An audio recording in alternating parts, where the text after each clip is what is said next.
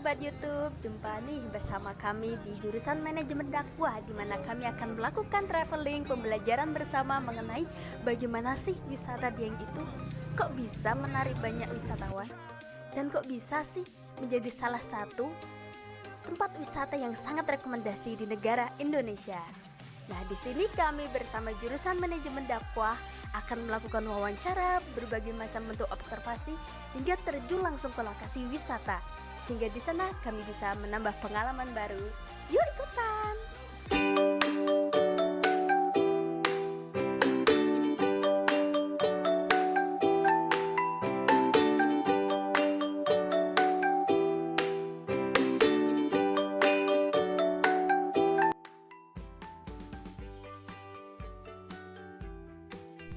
Dari hasil wawancara di hari itu kita dapat tahu bahwasannya ternyata Desa Sembungan merupakan desa tertinggi di Pulau Jawa loh guys, yang ternyata letaknya pada ketinggian 2300 mdpl, yang dimana desa tersebut menawarkan berbagai macam bentuk keindahan dan budaya. Masyarakat yang dulunya berada di luar Jawa, setelah Dieng menjadi tempat wisata yang mulai terkenal, penduduk tersebut mulai beralih ke sektor perdagangan, pariwisata, dan pertanian, sehingga mereka memilih untuk kembali ke desa tercinta yaitu Desa Sembungan. Nah, kali ini desa inilah Sembungan ini yang menjadi salah satu pokok utama wawancara kami, di mana di sana kita akan mengorek-korek informasi terbaru, terkini, dan tervalid yang dapat kita jadikan acuan untuk berita kita selanjutnya.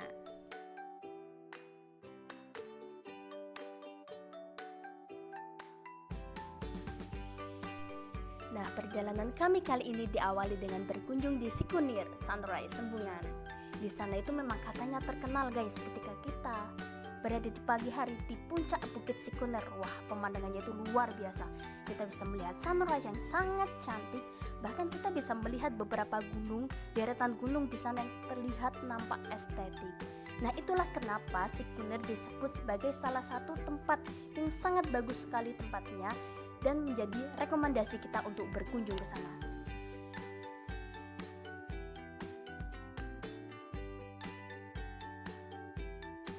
Di sini banyak sekali para warga Dieng yang bekerja di sektor perdagangan, memanfaatkan tempat wisata sebagai salah satu sumber penghasilan, sehingga cuan pun didapatkan.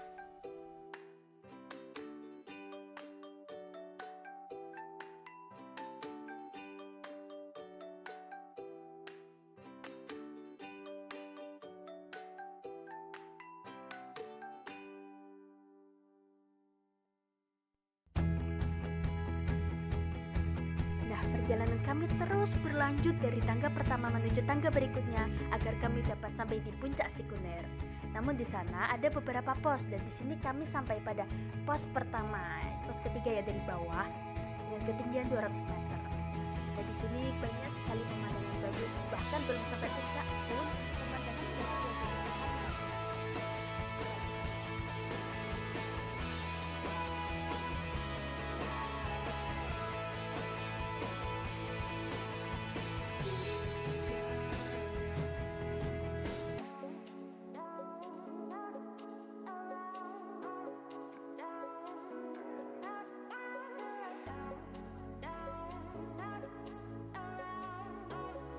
Setelah menempuh perjalanan yang cukup lama, akhirnya kami sampai juga di puncak Sikunir. Nah, di sini masya Allah pemandangannya luar biasa, seperti benar-benar di puncak gunung, tidak hanya di puncak bukit. Dan di sini kami melanjutkan wawancara kami mempelajari hal baru terkait asal-usul Bukit Sikunir.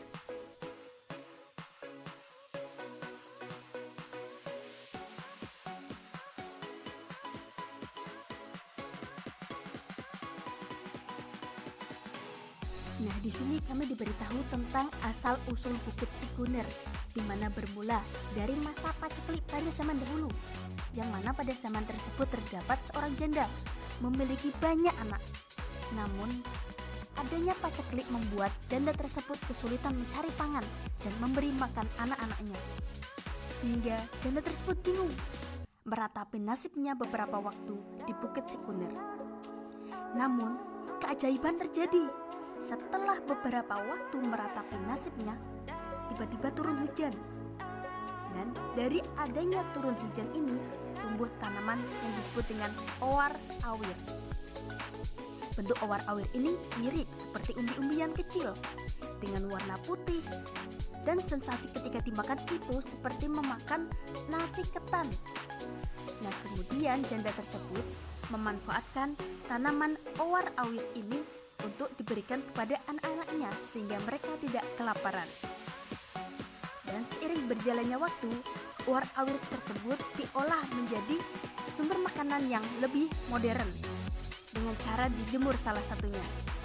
Dan setelah dijemur itu ternyata warna dari owar-awir ini berubah menjadi kuning.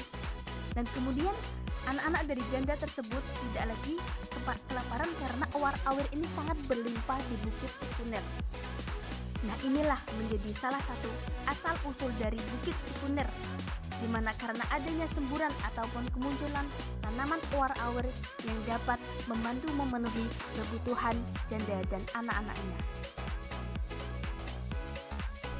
Setelah selesai melaksanakan wawancara, akhirnya kami memutuskan untuk melanjutkan perjalanan.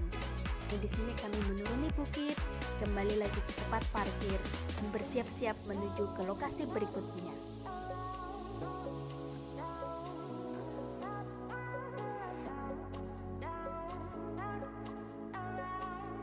Mengingat lokasi Telaga Cebong yang sangat dekat dengan Bukit Sikuner, maka dari itu ketika kami sedang berada di puncak Sikuner tadi, kami juga sudah membahas mengenai asal-usul telaga tersebut, yang mana telaga ini bermula dari dua anak membuat telaga dan seorang kakaknya membuat telaga yang ada di atas dengan nama Telaga Pakuwojo, sedangkan adiknya membuat di bawah dengan nama Telaga Cebong. Namun suatu ketika telaga yang dibuat oleh sang kakak sudah jadi dan air tersebut sudah mengalir di telaga tersebut. Akan tetapi telaga yang dibuat sang adik tidak ada airnya, sehingga suatu waktu sang adik menyusul kakaknya di atas dan mengatakan bahwa di rumah ibu memasak ayam. Namun sebenarnya hal itu hanyalah sebuah tipu muslihat yang dilakukan sang adik agar dapat membohongi kakaknya. Namun mengingat ayam merupakan makanan favorit si kakak, akhirnya hal tersebut berhasil membuat sang kakak menuruti apa yang sudah dikatakan adiknya dan pergi menuju rumah untuk bersiap-siap menikmati makanan ayam yang sudah dimasak oleh si ibu. Dengan kepergian kakaknya ke rumah, air di Telaga Pakuwojo dialirkan ke bawah ke Telaga Cebong. Oleh sebab itu, air di Telaga Pakuwojo surut dan Telaga Cebong pun terisi dengan air, sehingga dinamakan Telaga Cebong. Di sekitar telaga ini terdapat gua pertapaan Pakuwojo. Batunya tinggi sekitar 100 meter. Di tengah-tengah batu tersebut terdapat lubang sebagai tempat meditasi. Seperti jika di Dieng ada acara ataupun orang yang datang dengan hajat tertentu, maka melakukan meditasi di batu tersebut.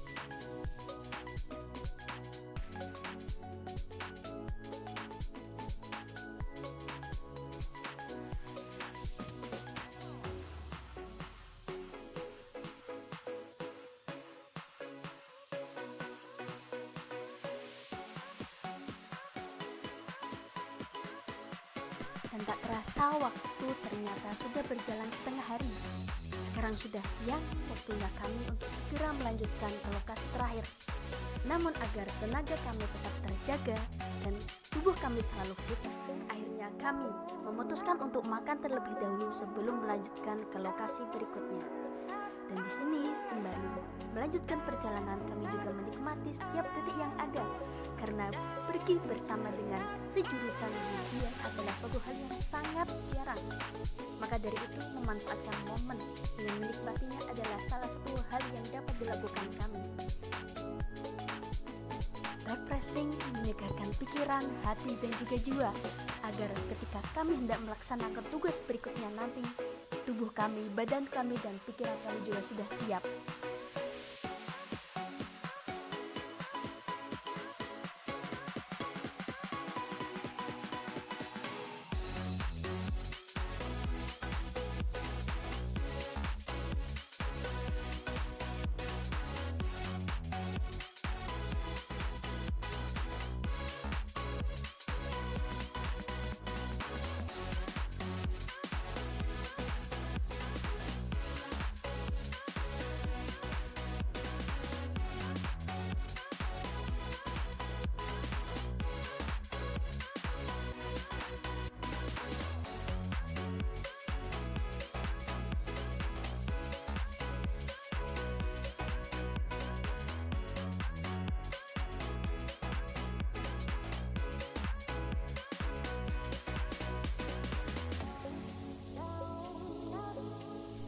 Waktunya makan siang pun datang.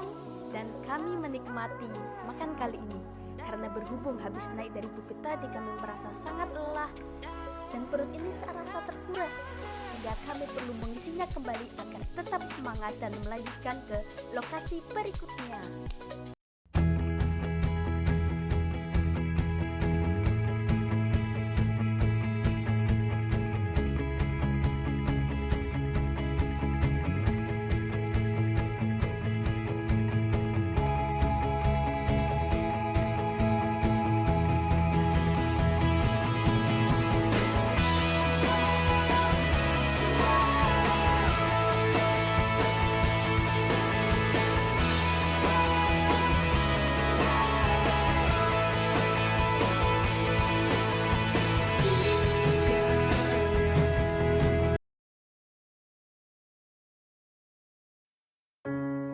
Setelah menyelesaikan makan siang kami, akhirnya perjalanan pun dilanjut.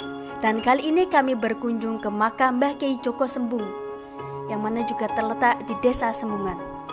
Nah, di sini yang pertama kami melakukan perjalanan motor terlebih dahulu sebelum akhirnya ketika hendak sampai lokasi, kami harus memarkir motor kami dan melanjutkan perjalanan berjalan kaki.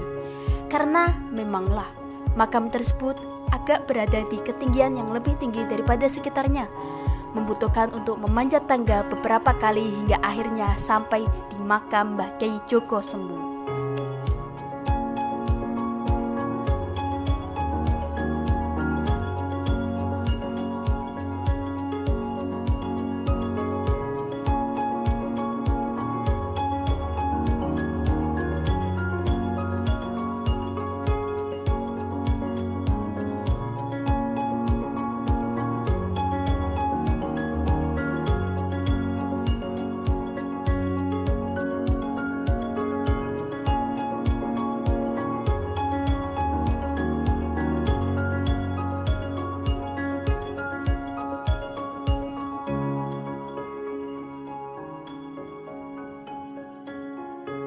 Di sini kami melakukan tahlil bersama, dilanjutkan dengan membaca sholawat nariyah.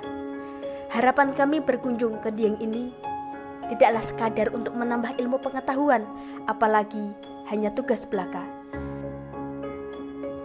Kami berharap semoga kepergian kami ke sini juga membawa manfaat bagi kami pribadi, tidak hanya sebatas pengetahuan maupun pengalaman, juga kalubran berkah dari beliau, Mbah Kyai Joko Sembung.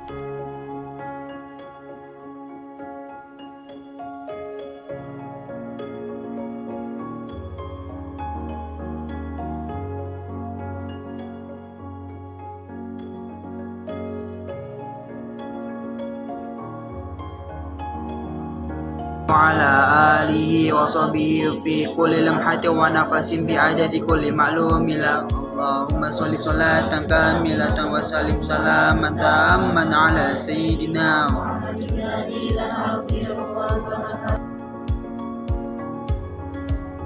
Setelah selesai melaksanakan ziarah, akhirnya kami melakukan wawancara kembali. Dan di sini narasumber bercerita mengenai makam Mbah Kyai Joko Sembung, di mana asal-usul tersebut bermula dari beliau yang merupakan salah satu tokoh muslim karismatik pendatang di Dieng dengan teman-temannya yang bernama Mbah Kyai Abdul Karim, Mbah Kyai Koloditeh, dan Mbah Kyai Seto Manik. Nah, di mana empat tokoh tersebut merupakan penyiar agama Islam di daerah Dieng yang awal mula masyarakat di Dieng menganut kepercayaan Hindu. Nah, sebelum hijrahnya keempat tokoh penyiar agama Islam di Dieng, daerah Wonosobo Dieng, tepatnya sebelum abad 78 kedatangan tokoh Buddha tersebut hanya berperan untuk membuat akses jalan dari Borobudur sampai Dieng. Kemudian juga ada tokoh Hindu dari Hindi yang datang ke Dieng dan masyarakat mulai berkembang menganut ajaran Hindu. Setelah itu, baru kedatangan tokoh Islam yang mengubah daerah Wonosobo dengan jalan atau tugas masing-masing dari empat tokoh tersebut. Adapun Mbah Kyai Manik sebagai birokrasi, Mbah Kyai Abdul Karim tugasnya untuk pengairan, Mbah Kyai Koloditeh atau pegunungan atau perbukitan, dan Mbah Kyai Adam Sari sebagai tokoh culture atau budaya. Artinya perbedaan ajaran dari masyarakat lokal dan empat tokoh pendatang, warga masyarakat di Dieng tidak terjadi perang dan permusuhan. Secara tidak langsung ada beberapa penganut ajaran Hindu yang hijrah ke Tengger dan Bali, sedangkan masyarakat lokal di kawasan Dieng seiring berjalannya waktu mulai menerima dengan ajaran Islam yang disampaikan keempat tokoh Islam tersebut, walaupun awal mulanya masih beberapa persen. Adanya waktu yang terus berjalan, masyarakat lokal mulai memahami dan sampai sekarang didominan dengan ajaran Islam. Akan tetapi, budaya atau kebiasaan dari ajaran Hindu masih sangat melekat di masyarakat tersebut. Karena menurut masyarakat setempat di daerah Dieng, bahwasanya budaya tersebut diyakini sebagai budaya nenek moyang yang harus dijaga dan tidak bisa ditinggalkan.